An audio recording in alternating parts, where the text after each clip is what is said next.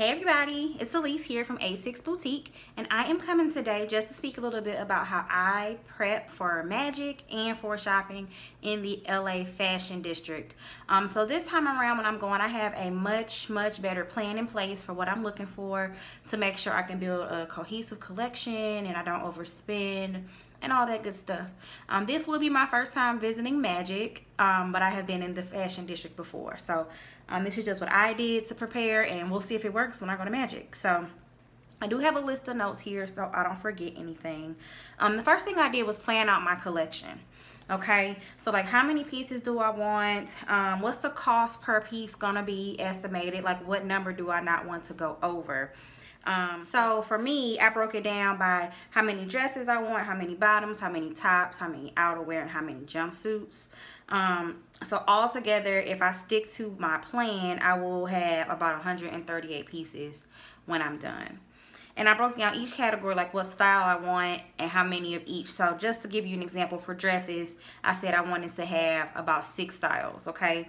I want 3 maxi styles, 1 wrap style, 1 basic bodycon, and then 1 random. So this kind of leaves room for if I see something cute that works, then I can get that. And then I kind of priced per style how much I would like each one to cost. So like for the maxi dresses, I don't want to spend more than $16 each piece, which is higher priced than some other things. For the wrap dress, I don't want to spend more than $12. For the basic bodycon, I don't want to spend more than $7 a piece. And then for the random, I kind of left a question mark there. I'll just kind of go along with the flow depending on what I find. And these are just rough estimates to keep me on track. So like if I want to spend only $16 on a maxi dress and I find a perfect one that's only $12, win. If I find one that happens to be $17, that's when I can try to negotiate and say, hey, this is my budget. Are you willing to come down on the price? And if they're not, then I can kind of see if I can cut corners elsewhere to keep myself on track as far as my budget. And then I broke down like how many pants, tops, outerwear, and jumpsuits I want the same way. Like how much do I want each type to cost and how many of each style do I want. So that's the first thing. So I should know about how many pieces I'm coming home with. There might be some surprises. I'll get there and see something that's cute, and it is what it is, but I at least want to have a guideline, because last time I went, I had no idea how many things I was going to buy, what I was going to bring home, and then I had a problem when I was trying to get it all home because I didn't give myself enough space to bring those many pieces home. So that was an extra added expense. It was a mess. So later on, stay tuned. I'm going to also show you how I maximize my space when bringing all this merchandise back with me. Okay, so now we have kind of planned the collection, how many pieces, and the cost per piece, roughly. Then you want to come up with a color story, okay? So what family are you staying in, or do you have a color story? It's fine if you don't, but for spring, I want to do things a little bit different and have my whole site have a whole new look and be way more cohesive. So I want to stay in the same color family with all my pieces, okay? There might be some outliers out there, and that's fine, but I at least want a guide so when I get home, I know that everything is going to work together cohesively. So I've already picked out about 8 colors that I want to stick with for my spring collection. So when I'm out there, that'll help narrow things down, because it's so much to look at. It's ridiculous. So if you're just looking with no plan in place, you can end up with a bunch of random stuff that doesn't go together, and then when you get home, you're like, what happened? It's just so overwhelming. It's going to be so much easier for me to say yes or no if these things are not in my color family or don't somehow, shape, or form go with the plan that I put in place. And then I also came up with like kind of like a spring mantra. So it's kind of like a vibe or a feel for how I want my site to feel, how I want the pieces to feel. So when I'm looking at things, I can kind of figure out in my brain, like, does this fit with the vibe that I'm trying to sell to my target market? And just to kind of give you what I came up with for that, this is like our spring slogan or mantra, if you will. And I just said, with cool hues and crisp looks, transition into spring 2020 with our modern, refined, yet relaxed collection. So I plan to have soft colors, neutral colors, really soft and flowy fabrics, comfortable but still modern and refined is what I'm going for. So when I'm looking at a piece, I can kind of determine, like, does it fit into that vibe to help me say yes or no when I'm shopping. The next thing for Magic and for the LA Fashion District, I map out a plan. So in the Fashion District, I've been there before, so I know some places that I have to hit, and that's good. But I still don't know the whole area. I haven't even seen the whole area. That you can't see it in one visit. You really can't. So I mapped out the Fashion District and kind of wrote down where I want to start, and then kind of come up with a game plan for when I'm walking, because it's so much walking. And if you get far away and then you're like, oh, this is the store I wanted to see, but it's 20 blocks away now, then you have to get back. Or if you have a plan in place, you can kind of hit everything in order and go from there. And with Magic, it's my first time going, so I did the same thing. There is a Magic app that you can get that is super helpful. It has a floor plan of where all the vendors are going to be. It also tells you all the seminars and events that are going on. You can add them to a calendar just to kind of map out your day, because I'm sure it's going to be overwhelming. It's going to be so much going on, and it's only a 3-day show. So for me to make sure I see all the things I want to see, I need to plan out, okay, day 1, day 2, and day 3. This is what I plan to do. And looking at the map of both the district and the Magic sales floor is going to be helpful to know where I'm trying to go in advance. And then just a quick tidbit, there are other shows going on in Vegas at the same time, which people don't really talk about too much, but there's a show called Off Price where they basically sell things that are lesser price. If you think about the types of things that like TJ Maxx would buy, those are the types of things you can find at Off Price.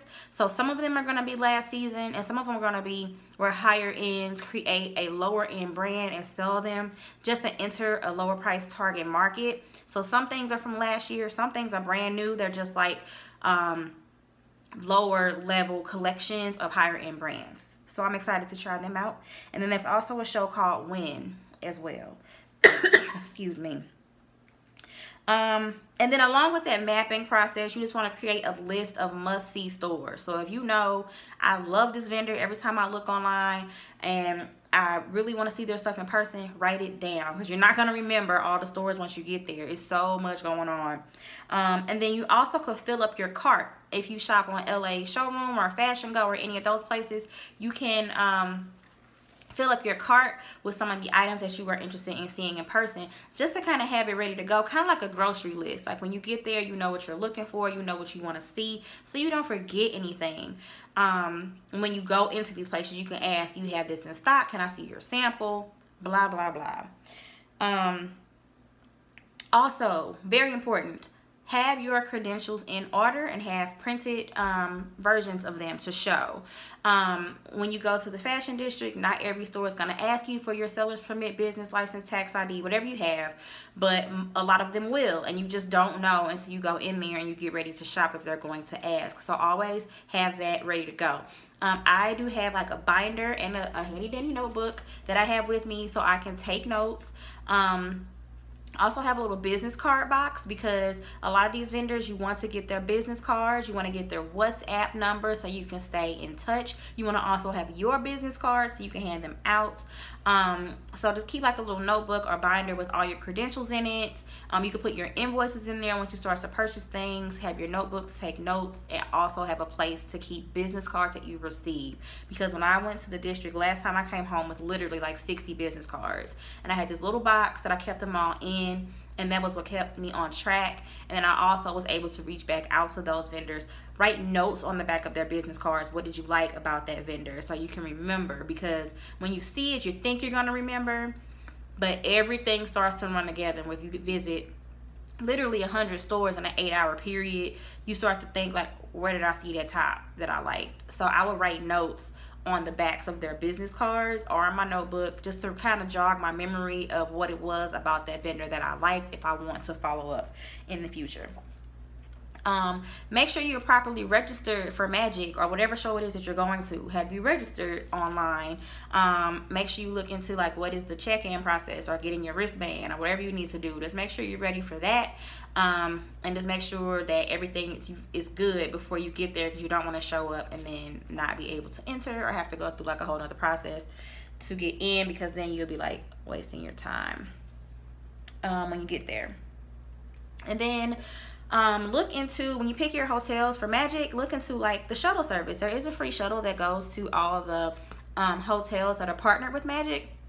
So you can try to stay at one of those hotels just to make your transportation life a little bit easier when you're traveling back and forth up and down the strip. Just to make it easy to get back and forth from whatever show it is that you're going to. And then another good thing to do before you leave is to let your customers know you're going to be gone. Unless you have a team that can still fulfill orders for you and keep the business moving, then that's fine. But with me, I'm a one-woman show. So if I'm out of town, my business is out of town. So I will send out an email, put a banner across my website, and let them know, like, any orders placed after this date will not be shipped out until that date, because I am outsourcing for our spring 2020 collection. And then it's something to kind of get your customers excited about. You know, you can show sneak peeks of some of the items you're thinking about getting. Ask them to vote, like, do you like this? Would you like to see this in our spring collection? How do you feel about these colors? And kind of get some feedback to make sure you're on the right track with your target market and build that excitement while you are gone. So don't forget to do that, because what you would hate to do is go out of town and somebody place an order and they don't realize you're not going to ship it out for 5 or 6 days because you're out of town. So keep that communication open with your customers and you should be all good. So of course, that's not all inclusive. There's other things you could do to prepare to go shopping. That's just what I have done so far. And then stay tuned, because I am also going to show you how I pack for Magic. For the fashion district, because at Magic you pretty much place orders and then they ship the merchandise out to you at a future date. Some things could be, and like I said, I haven't been, but this is from my research, some things can be available to ship out now, some things will be in the future. So you could be shopping for late spring or summer items that won't ship out for months at Magic, or they could be shipping things out to you now. But at the fashion district, it's pretty much cash and carry, so you are buying it now to take with you now. So you need to figure out how you're going to get it home. So stay tuned if you're interested in seeing how I maximize my space to bring home the most amount of items as I can on my flight, so that way just to save on shipping costs. That's like the biggest benefit of being able to go in person, is you get to skip those shipping costs. So before we move on to that, just take a moment to like, comment, and subscribe. Also follow me on Instagram, Facebook, and check out our website, shopasics.com, and keep on watching so I can show you guys how I pack. So thank you for everything. Thank you for watching and all the support. And I hope this was helpful for you in your planning process if you are planning a trip to the fashion district or to Magic this February or August. So thanks, y'all. You have a good one. Keep watching to see how I pack. I'm just here for a really quick moment to show you how I am packing to go to the LA Fashion District, and just the easiest way for me to get the most merchandise back with me on the plane to avoid some shipping costs. Now, before I get started, keep in mind that any really big bulky items like sweaters, denim jackets, things like that, if you get a pack of 6, they can sometimes take up half of a suitcase, okay? So just look at how big the pack is and then make the decision if you want to just ship it back to yourself or if it's more efficient for you to put it in your bag. Also, those types of items like denim can be very heavy. So with the suitcases, you typically have 50 pounds that you can get on the plane. So keep that in mind. Also, depending on your hotel, they might have a scale at the front desk so you can weigh your suitcase before you leave, so you have that peace of mind, so you don't have to come up to the airport and you're like, I hope my bag is not overweight. Most vendors will ship for you. Ask them how much it is to see if it's worth it. You also could get everything together collectively and ship it back in one big box at the post office or UPS, depending on what works for you. So those are a couple options, but since I'm going to be shopping for spring summer merchandise, I'm hoping I can get most of it home in my suitcase. So here we go. So I have these 2 bags here. This is going to be my carry-on, and then this is going to be my big suitcase. Okay, so I am flying Southwest. You know, you get 2 free check bags, a carry-on, and a personal item. So I'm going to use all of that, okay? So this is my carry-on. I will most likely have like my personal stuff in this bag. So like the clothes I'm wearing for the week, my toiletries, all that good stuff will most likely be in this, except for I might put some full-size toiletries in here if I don't feel like worrying about having to get the 3-ounce rules together. But all my stuff will be in here. So then, to move that out the way, when we come to the big suitcase,